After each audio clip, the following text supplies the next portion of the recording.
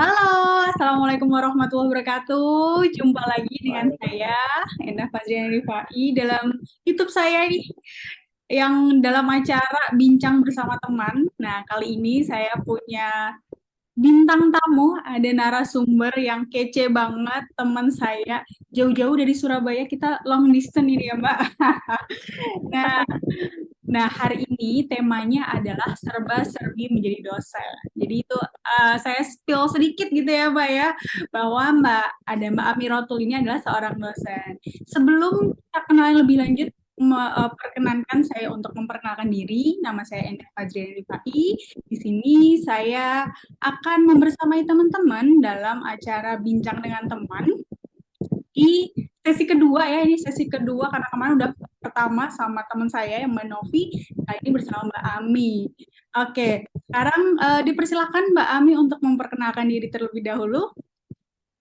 Halo semuanya. Halo. Amirot, saya Amiratul Muniro, dosen teknologi pangan di Universitas PGRI Wiranegara Pasuruan gitu. Salah satu kota di dekat Surabaya. Kayaknya gitu, Mbak. Oke, berarti bukan di Surabayanya ya Mbak ya, tapi di Pasuruan. Iya, di Pasuruan, di dekat Surabaya. Oke, kalau Pasuruan Surabaya itu biasanya berapa menit atau berapa jam sih Mbak? Sebenarnya kurang lebih itu 1,5 jam gitu. Oh, Cuman memang eh, tiap harinya itu bukan yang PP gitu, Mbak. Tapi kalau misal ada jam ngajar itu ke Pasuruan seperti itu. Oke. Jadi sebenarnya domisilinya di Surabaya, tapi kalau ada jam ngajar, Mbak Ami pergi ke Ya, Pasuruan gitu ya, Mbak ya.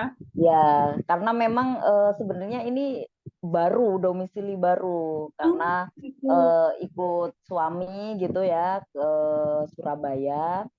Jadi ya awalnya yang kerjanya di Pasuruan ya sekarang domisilinya di Surabaya. Aha, oke. Berarti kalau boleh tahu, udah berapa lama Mbak Ami jadi dosen? Kalau jadi dosen itu sudah sejak 2020, Oh, angkatan COVID sekali. angkatan COVID. Keren banget ya, COVID-COVID langsung jadi dosen gitu ya, Mbak. Sebenarnya dari 2019, Mm-mm. pada saat itu 2019 lulus S2, kemudian sempat kerja kurang lebih setahun di Bogor gitu ya. Kemudian setelah kerja di Bogor setahun, terus alhamdulillah dapat rezekinya di Jawa Timur gitu. Mikirnya memang memang nyarinya di Jawa Timur karena rumahku aslinya adalah di Lamongan, Jawa Timur. Jadi kayak Mm-mm. rasanya kok biar deket aja gitu sama keluarga. Jadi ya alhamdulillah dapat rezeki di Pasuruan, terus eh, ambil kesempatan itu, terus ya alhamdulillah gitu. Waktu itu memang universitasnya ini awalnya STKIP gitu. Apa tuh Mbak? Kemudian Apa yang didapat? Sekolah tinggi, sekolah tinggi ya, ya sekolah tinggi gitu ya. ya sekolah tinggi gitu. Mau pindah atau mau berubah ke universitas dengan nambah jurusan, salah satunya adalah jurusan teknologi pangan Oh gitu. gitu. Nah, ini kan relate ya karena oh ya tadi kayaknya belum ini ya. Saya S1-nya di Kimia Universitas Airlangga, kemudian S2-nya di Ilmu Pangan di IPB Hmm, Bogor. oke. Kemudian balik lagi ke cerita, karena itu tadi dibutuhkan untuk tenaga pengajar, akhirnya eh, ke situ dan alhamdulillah diterima. Itu 2019 gitu. Hmm. Pengennya 2019 itu langsung mengajar, tapi memang SK-nya belum turun ternyata Ah, gitu oke. di 2019, karena dari Kemendikbud ternyata belum ada SK untuk pendirian si jurusannya Universitas. gitu. Aha, Iya, oh oke oke. Hmm. ya. Jadi kan ya gimana harus nunggu gitu. Ada masa Akhirnya tunggu gitu ya, Mbak?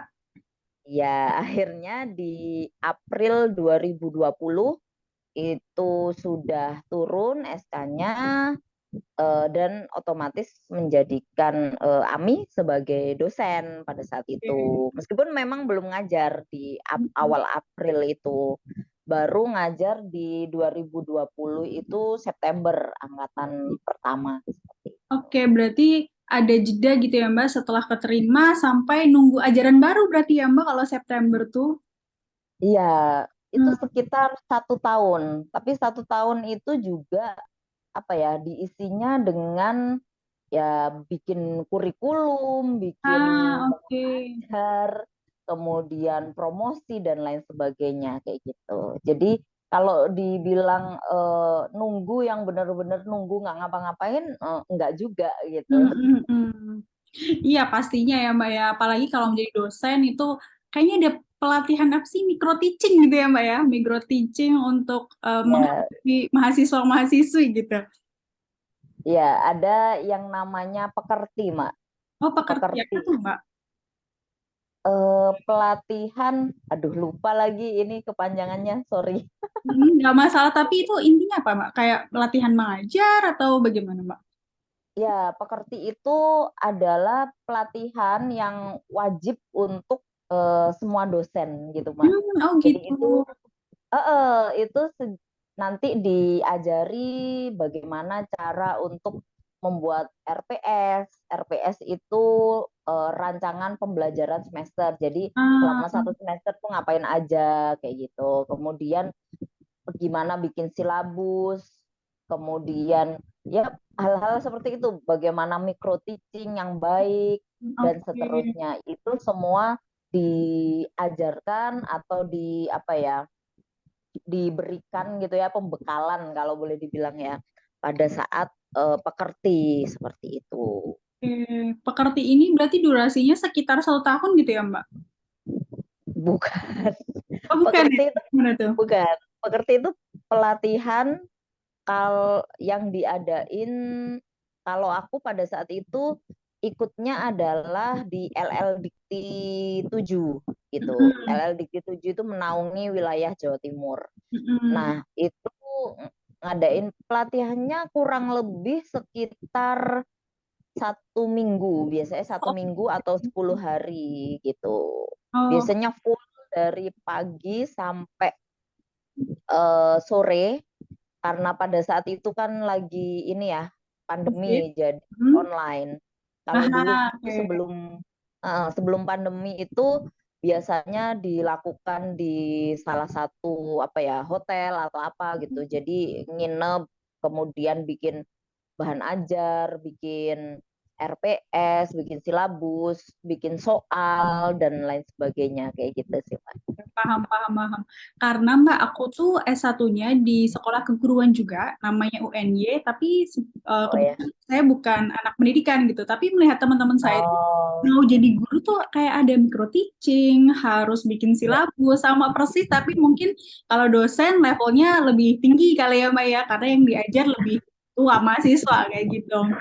Oke, Mbak, tapi aku penasaran, apakah menjadi seorang dosen ini adalah cita-cita Mbak Ami dari dulu sih, Mbak? Oke, kalau ngomongin hal ini mungkin bisa ditarik ke belakang ya, Hmm? ke orang tua gitu. Oke, orang tua Mbak Kenapa? Ami. Iya, jadi kedua orang tuaku itu profesinya adalah guru di sekolah dasar. Ah, oke. Jadi bapak guru, ibu juga guru, bahkan sampai sekarang kalau bapak udah pensiun gitu ya. Nah, bapak sama ibuku itu ya gimana sih, guru pada umumnya pasti apa ya, secara tidak langsung itu berharap untuk anaknya kalau tidak sama ya lebih tinggi gitu dari beliau berdua seperti itu. Mm-mm. Dulu ya namanya anak kecil ya, sempet gonta-ganti cita-cita. Kadang cita-citanya pengen jadi polisi, di satu Oh. saat ketika pengen jadi guru, satu ketika pengen lihat kok badut lucu, pengen jadi badut dan lain sebagainya.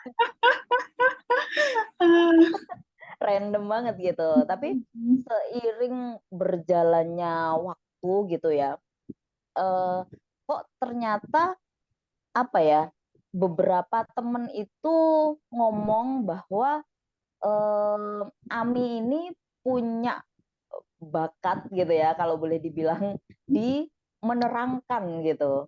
Nah, hal Oke. hal ini jadi kayak emang iya Romantis gitu gitu loh. ya. Emang iya gitu. Terus sempet ngerasa denial gitu ya, karena enggak aku nggak mau jadi guru, masa orang tuaku udah guru, kemudian aku guru juga, pengen yang anti mainstream istilahnya kayak gitu. Itu ambil jurusan kimia, pengennya ya ke perusahaan dan lain sebagainya. Tapi memang ternyata di dunia, bukan nggak cocok ya, tapi selalu, meskipun di dunia industri gitu ya, tapi selalu ada ketertarikan lebih di dunia pendidikan seperti Oke. itu. Jadi kayak apa ya, hatinya itu kayak condong ke pendidikan terus gitu. Dan itu pun jadi eh, aku punya cita-cita yang jangka panjang banget, itu adalah apa namanya, mencari ilmu sampai liang lahat gitu. Oke. Jadi itu kayak secara nggak langsung bikin mindset aku untuk pemilihan karir juga, apa ya, yang karir yang bisa mendukung cita-cita jangka panjangku itu gitu. Ya salah satunya yang menurutku bisa menampung atau bisa eh, apa ya, goal tersebut terpenuhi adalah ya dengan menjadi pendidik seperti itu. Oh gitu. Jadi memang pertamanya itu malah bukan terinspirasi ya sama bapak ibu. Kayak aduh aku pengennya jadi yang lebih deh. Aduh males deh jadi guru. Tapi ternyata ujung-ujungnya menurut karena ke-influence juga ya dari pengaruh bapak ibu yang mengajar. Jadi Iya, sebenarnya dalam hati tetap punya ketertarikan untuk ke bidang iya, pendidikan gitu ya Mbak ya. Tadi iya, kan Mbak Ami bilang bahwa S1-nya kimia gitu ya. Terus iya, S2-nya Tekpang ya Mbak ya, Tekpang di IPB. Nah, kalau iya, boleh tahu gimana nih? Kenapa bisa switch background kayak gitu? Sebenarnya nggak terlalu switch ya Mbak ya, tapi kalau misalnya setahu aku ya, kalau mau iya. jadi dosen, kalau denger-denger, kalau mau jadi dosen tuh harus linier. Kalau nggak linier nanti nggak bisa tuh jadi dosen. Nah, ternyata Mbak Ami bisa loh jadi dosen di jurusan yang agak berbeda gitu, nggak linier-linier banget. Nah, Kayak gimana tuh ceritanya Mbak? oke. Ini sebenarnya waktu S1 itu ambil jurusan kimia karena sesimpel pada saat itu seneng sama tabel periodik. Wah, luar biasa sekali. Ada loh yang suka tabel periodik. Itu waktu SMA gitu ya Mbak ya? Waktu SMA aku Iya, seneng yang waktu kimia-kimia. SMA itu suka banget sama tabel periodik, kayak merasanya, terutama ini mungkin juga apa ya, dari gurunya juga kali ya, gurunya Hmm. itu asik, Oh iya guru-guru betul. ya gurunya itu asik, kemudian menyenangkan gitu, menjelaskan tentang eh, kimia, menjelaskan tentang tabel periodik gitu. Nah, hal ini juga apa ya, menjadikan Ami itu eh, pengen juga gitu, penasaran apa sih kimia kayak gitu. Nah, dari situ milihlah jurusan kimia gitu. Hmm. Ternyata pada saat di perkuliahan, ini jujur ya Mbak, pada saat di perkuliahan, kalau bukan karena pada saat itu beasiswa gitu, Hmm. kayaknya Ami itu udah, aduh nggak mau lanjut deh di Hah, kimia gitu. merasa salah Karena jurusan gak Mbak? sempat merasa salah jurusan, karena memang kimia itu berasanya sangat berat Mm-mm. gitu bagi seorang Ami yang eh, lulusan lulusan eh, aliyah yang di pondok gitu. Jadi Oke.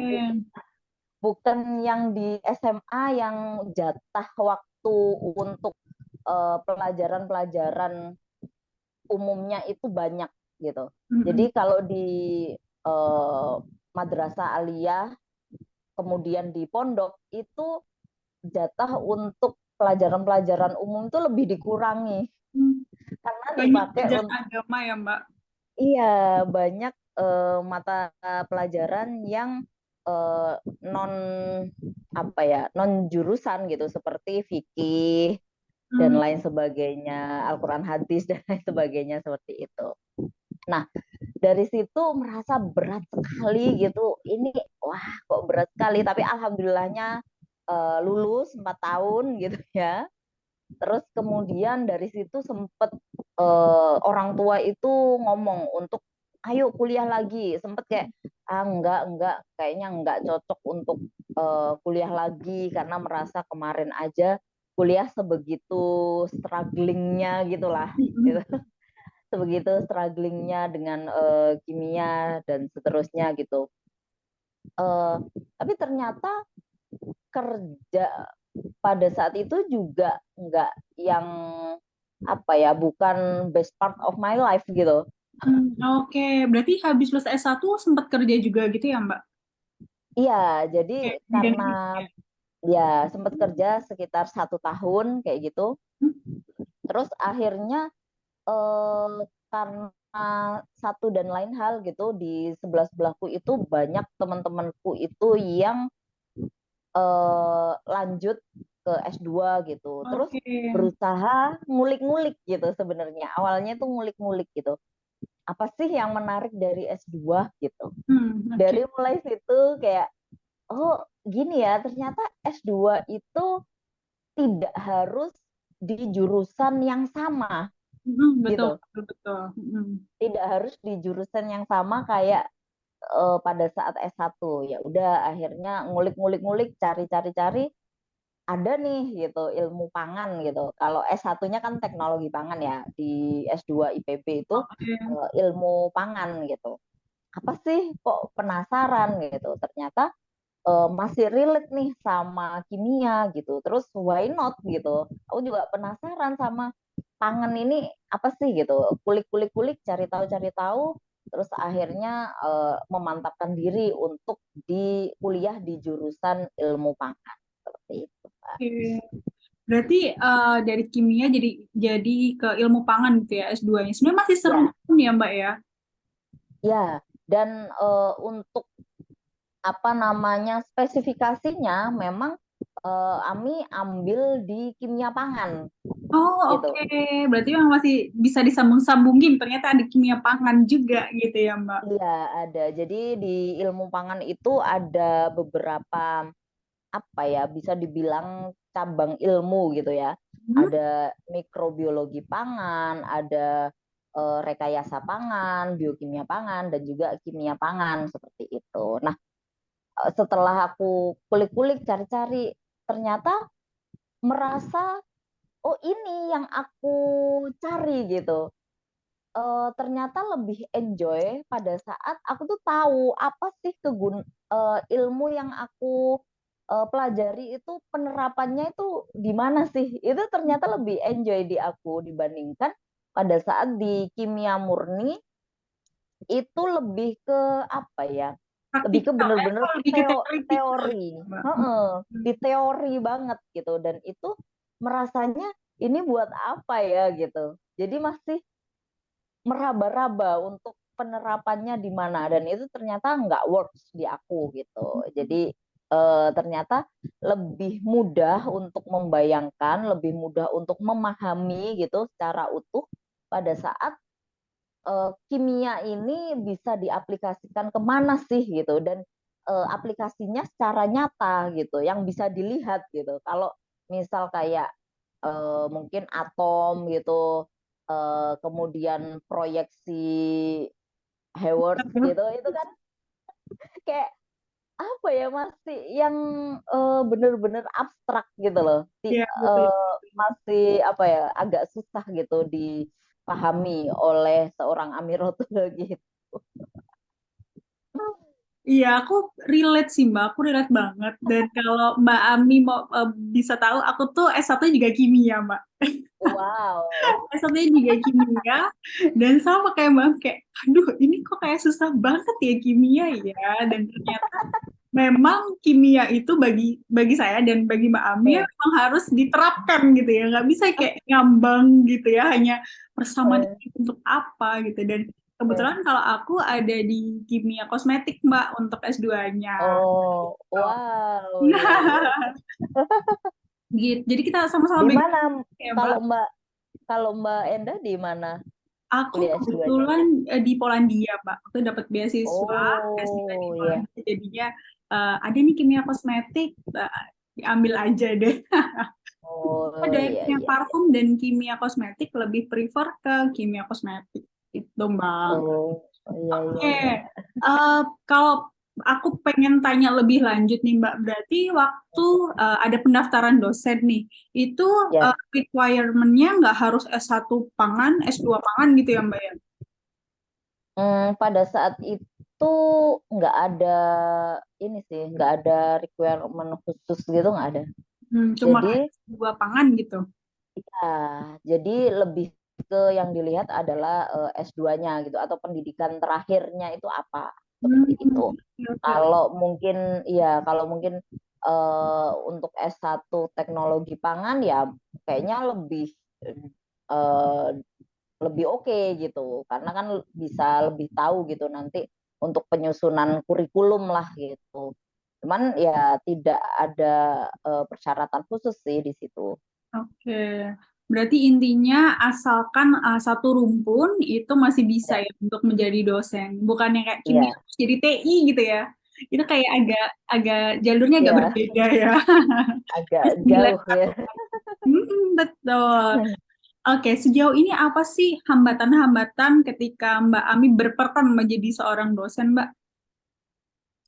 Eh, Pertama kali pada saat menjadi dosen itu, jujur ini ya, kan kami ini di jurusan yang benar-benar baru didirikan gitu Ya, ya. Jadi angkatan pertama belum ada, istilahnya belum ada dosen senior gitu ya. oke. Ya seniornya ya kami, senior sekaligus junior gitu.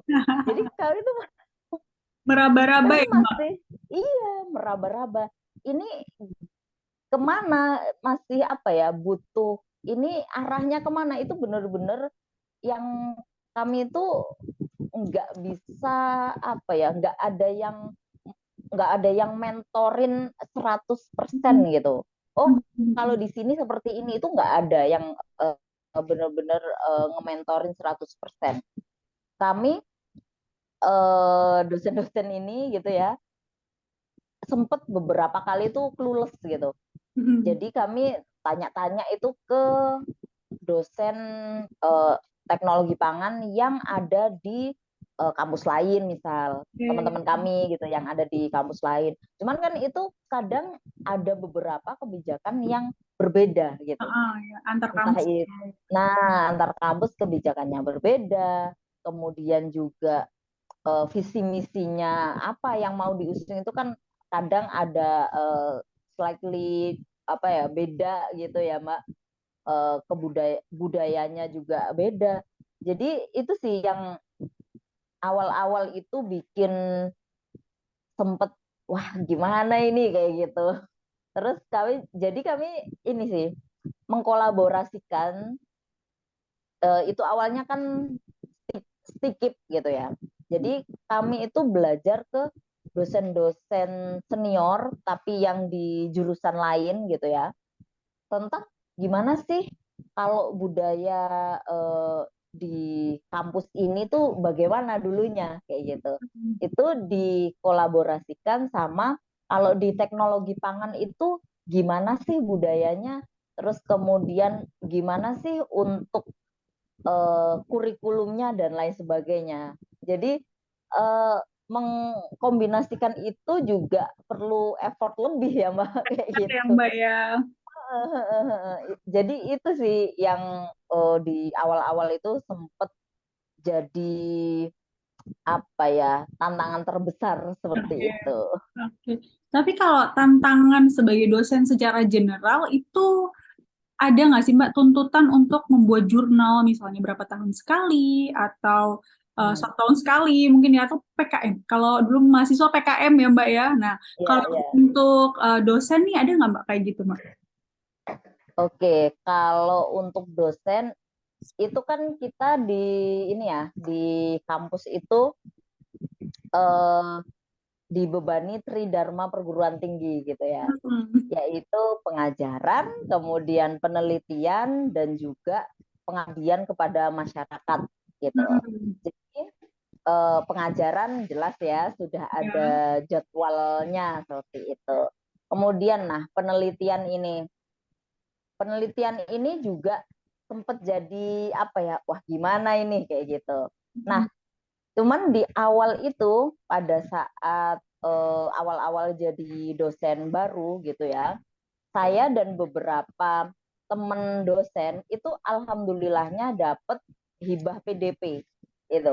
Mbak. PDP itu adalah penelitian dosen pemula gitu. Oh, Jadi itu oke. ya salah satu hibah dari Kemendikbud gitu ya, untuk mendorong penelitian-penelitian yang diinisiasi oleh dosen-dosen pemula gitu, Hmm. dosen-dosen yang baru awal berkarir lah gitu di dunia akademik seperti itu. Nah, karena ada atau dapat hibah PDP ini, terus ya alhamdulillah kami jalan mengerjakan penelitian lebih tertata lah. Oh, penelitiannya seperti ini, seperti ini, seperti ini. Terus kami menerbitkan jurnal seperti itu. Nah, kemarin itu kalau penelitian saya sebenarnya pada saat itu benar-benar agak clueless ya, clueless tentang apa ya enaknya yang mau diusung atau mau di apa ya disetorkan gitu ya untuk hibah PDP ini, karena benar-benar baru tahu PDP itu apa, kemudian di satu sisi juga harus mengajar, untuk membagi peran-peran itu ternyata cukup Challenge keteteran dengan ya. tidak adanya mentorship seperti itu. Oke, oke. Ya, terus akhirnya dari situ alhamdulillah keterima, dapat hibah. Saya ini Mak, apa namanya, hibahnya itu tentang bikin bot Telegram gitu ya, bikin bot di Telegram. Jadi mengkombinasikan antara ilmu komputer, saat Mhm. itu partner saya memang di ilmu komputer Mhm. sama kimia gitu. Karena Oke. mikirnya, oh saya kan dosen yang ngajar kimia gitu, Mhm. kimia dasar utamanya.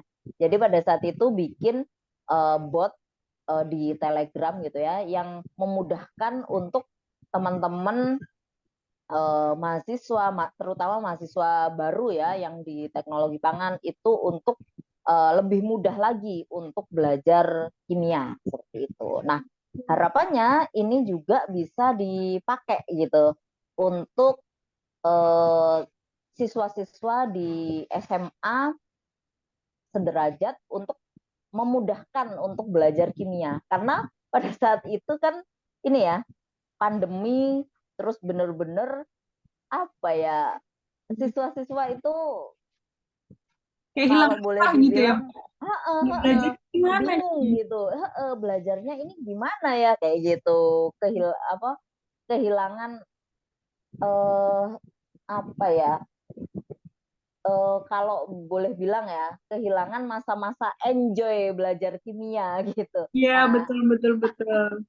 di situ aku sebagai dosen yang dulunya seneng banget sama kimia gitu ya, aku pengen mengembalikan Spark gitu ya Mbak ya. kesukaanku. Nah, rasa suka itu ke teman-teman agar ya teman-teman bisa mendapatkan hal yang sama gitu, bisa ketularan enjoy-nya aku untuk dulu belajar kimia itu. Oke, keren banget sih ya penelitiannya, apa jurnal untuk hibahnya gitu ya, Pak ya, mengkombinasikan ilmu komputer dengan kimia gitu. Ya, Nah, berarti prosesnya itu adalah dengan cari partner dulu ya, Mbak ya, cari partner dosen, lalu membuat ide, lalu mengajukan ke Kemendikbud ya, Mbak. iya. Pada saat itu memang ini sih Mbak, apa di di apa kampusku itu ada 3 jurusan yang baru. Nah, salah satunya itu ilmu komputer gitu. Nah, Oke, jadi keren ambil banget dari gitu situ ya. dosennya. Ya, Oke, ini keren banget sih kolaborasinya karena ya selain karena belajar bersama-sama juga menghasilkan jurnal dan karya suatu penelitian yang baru gitu ya Mbak ya. Nah, ya. kalau setelah dijalani nih menjadi seorang dosen, ada nggak tantangan dari mahasiswanya nih Mbak? Apakah mahasiswa tuh ada cerita-cerita lucu apa gitu sebagai seorang dosen baru dan masih muda lagi ya? Nah, gimana? Eh, sempet itu apa ya? Dulu awal-awal sih ya. Itu Mm. dulu awal-awal tuh dikirain tuh bukan dosen. Masih muda, Dikira, awet muda. iya, dikirainnya itu mahasiswa gitu. Hmm. Jadi sempat beberapa kali ya dipanggilnya Mbak gitu. Terus kemudian pada saat misal ke kantor gitu ya, nemuin pegawai gitu ya. Terus itu ada pegawai mungkin yang belum tahu gitu kalau dosen gitu. Terus gini, ini kok ke sini? Jangan ke sini, ini nggak boleh ini gitu. Ke sana sana. Setelah tahu kalau dosen, oh maaf Bu, ya monggo silakan kayak gitu. Jadi kayak eh, ada awkward moment gitu. Oke, oke, oke. Gitu. Kemudian apa ya? Karena masih muda gitu ya. Jadi pada saat itu terutama belum menikah pada Oh, saat iya, iya. Pada saat menjadi dosen muda ya, Mbak ya, belum ya pada menikah. saat awal kuliah awal kuliah kan awal mengajar gitu ya itu belum menikah gitu ya. Mm. Jadi terkadang mahasiswa itu nganggepnya kayak temen gitu. Sebenarnya nggak masalah juga gitu. Cuman karena nganggepnya temen gitu ya, itu kadang ada hal-hal itu yang diremehkan gitu sama mahasiswa. Contohnya, tugas, Bu Ami aja nggak apa-apa lah, ini agak telat-telat dikit kayak gitu. Ah, Nah di situ sih apa namanya gimana caranya buat tegas gitu. Membedakan antara oh ada loh saatnya untuk ya harus tegas gitu sama mahasiswa. Kalau misal tugas deadline jam 23.00 gitu ya harus jam segitu gitu. Ada juga saatnya kita sebagai teman gitu atau partner diskusi gitu, mm. bukan Bu Ami yang selalu benar gitu ya, meskipun Bu Ami dosen gitu ya, Bu Ami itu tahu lebih dulu aja tapi tidak belum tentu lebih benar atau lebih pintar dari mahasiswanya kayak gitu. Jadi Keren karena banget. tahu lebih dulu tentang teknologi pangan gitu ya. Jadi ya tahu lebih banyak gitu. Apakah mahasiswa bisa lebih pintar? Oh, bisa banget gitu loh. Sangat lebar gitu ya peluang apa namanya untuk lebih pintar, untuk lebih maju, untuk tahu lebih banyak dari Bu Ami itu sangat terbuka lebar gitu. Itu yang selalu aku tanemin gitu. Jadi mahasiswa itu nggak yang kok Bu Ami tahu ini aku kok nggak ada beberapa mahasiswa itu yang apa ya Mbak sebenarnya itu bisa gitu ya sebenarnya itu mampu gitu cuman ada sisi mindernya gitu Oke. ada sisi kok udah belajar kok nggak bisa bisa terus gitu. Mm-mm. Nah, di situ juga salah satu peran dari pendidik gitu ya, di dalam hal ini dosen gitu, untuk gimana caranya memotivasi gitu Oke. dari mahasiswa ini agar ya kamu tuh peluangmu masih terbuka lebar loh Masih gitu. muda Kamu gitu ya. nanti gitu loh. Kamu nanti jadi orang yang lebih hebat, lebih pintar dari Bu Ami itu sangat apa ya, sangat mungkin untuk terjadi gitu. Jadi ya saya dulu juga mahasiswa gitu, nggak ujuk-ujuk jadi dosen gitu yang tahu tentang apa namanya sistem air dan lain sebagainya gitu.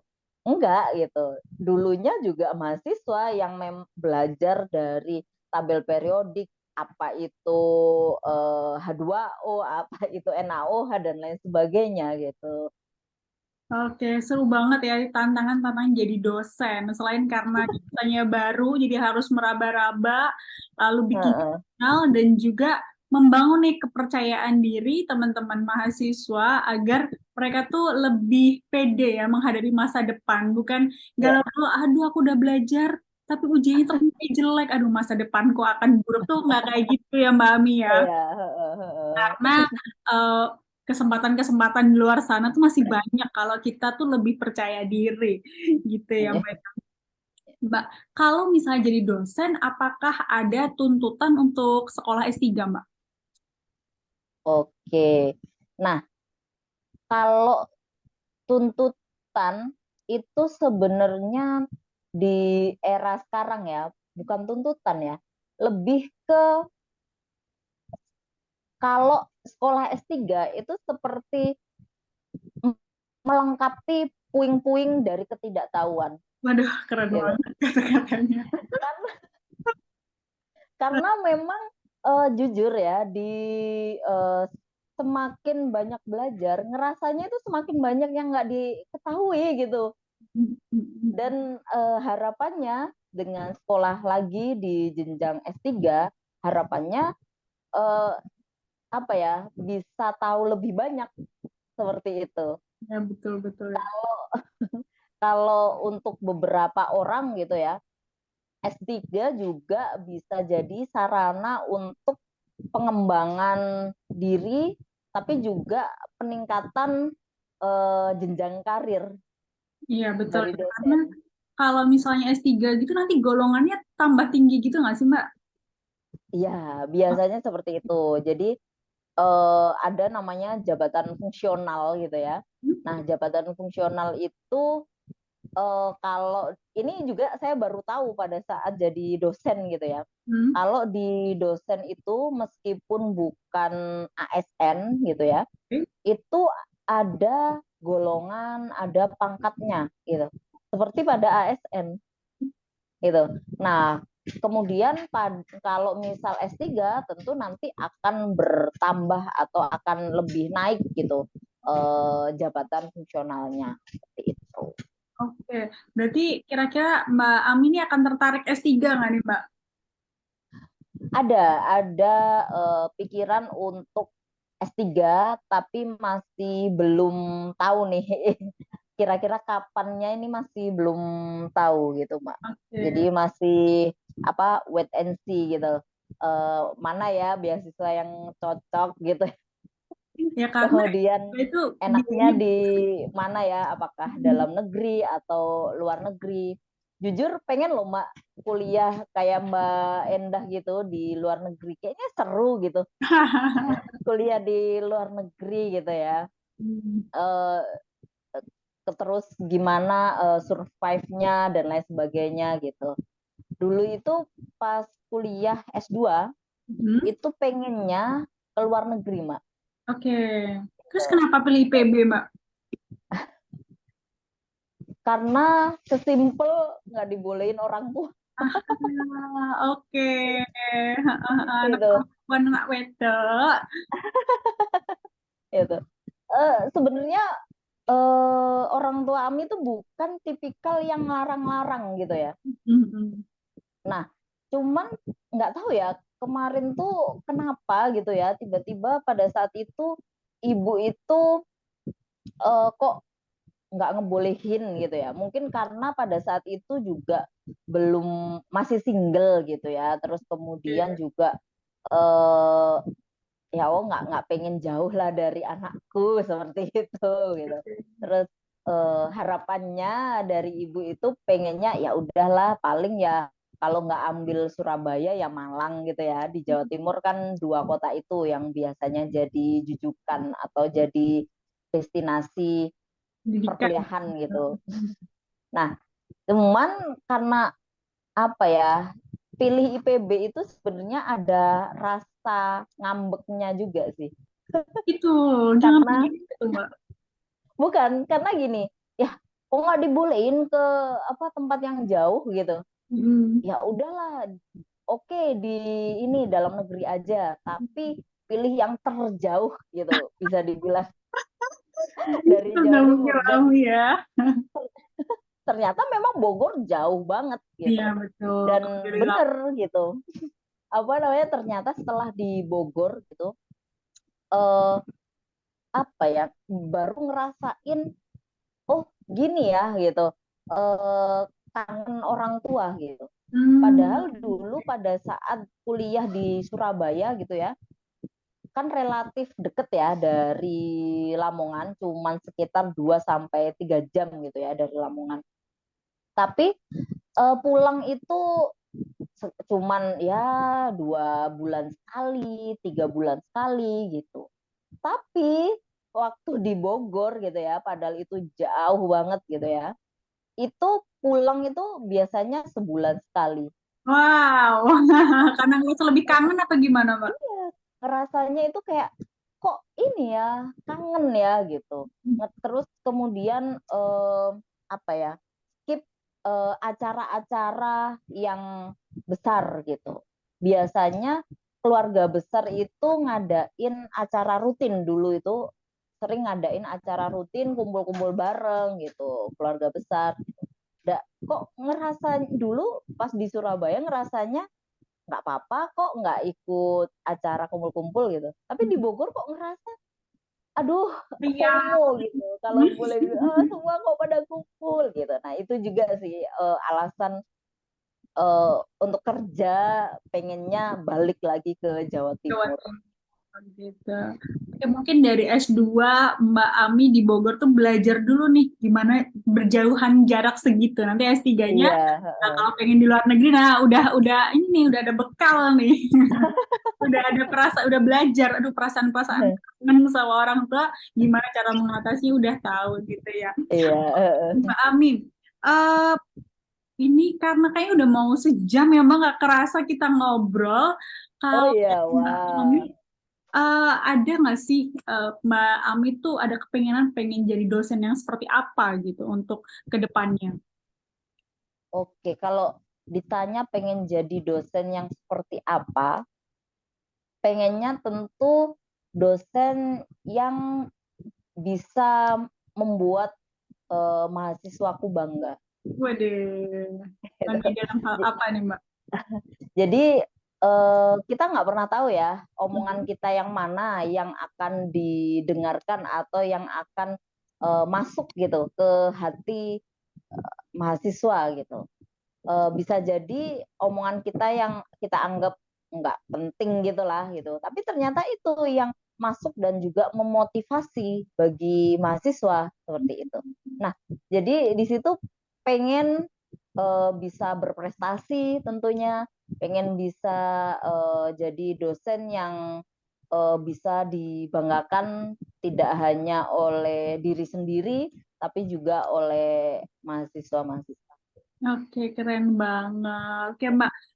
Sebelum kita tutup nih perbincangan Ya. kita pada malam hari ini, ada nggak sih Mbak closing statement yang bisa memotivasi teman-teman nih untuk menjadi dosen gitu, Mbak? Silahkan, Mbak Amin. Oke, untuk jadi dosen ya, dosen itu berat Oh, gitu. Jadi dosen itu berat beneran. Cuman memang passion di situ, ini bukan untuk menakut-nakuti ya, tapi hmm, memang passion di situ itu mengalahkan beratnya beban jadi dosen itu sendiri. hmm, Jadi untuk menjadi dosen gitu ya, perlu strong why yang kuat gitu.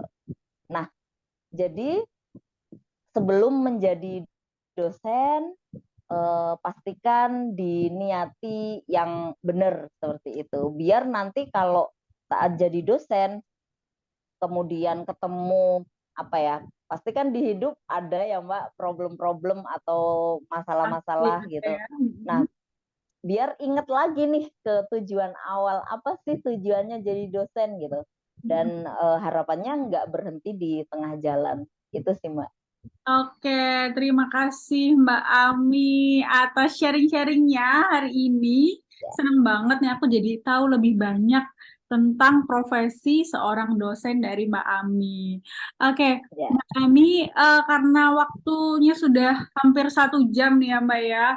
Oke, ya, untuk teman-teman yang masih pengen nanya-nanya tentang profesi seorang dosen, kalau pengen nih ya, nah bisa mungkin kontak Mbak Ami di Instagram ya Mbak Ami ya.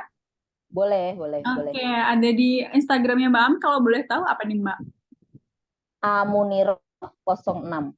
Amuniroh 06 gitu ya Mbak ya. Oke, ya. Oke, terima kasih banyak Mbak Ami, teman-teman semua yang sudah menyaksikan YouTube ini.